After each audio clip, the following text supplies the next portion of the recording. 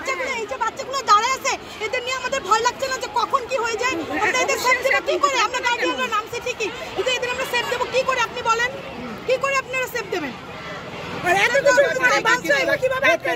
আমরা এটা ছাড়বো না।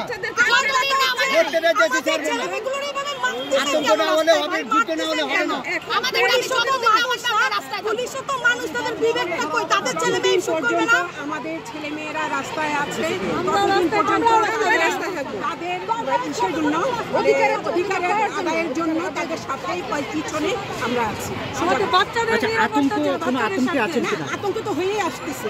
আতঙ্ক তো 3 দিন যাবত আমরা ঘুমাতে পারতেছি না, 5 দিন 7 দিন যাবত আমরা ঘুমাতে পারছি না। আমরা এক একটা সিন আমরা দেখি, আমার তো ঘুম আসে না।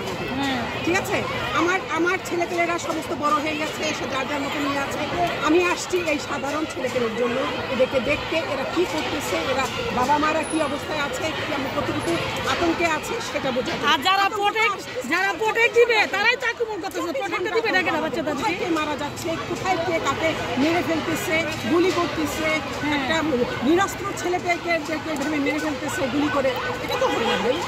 এটা তো আজকে আমরা সবকিছু ফেলে আমাদের সন্তানদের নিরাপত্তার জন্য চলে আসছি, বাচ্চাদের সাথে নিরাপত্তার জন্য।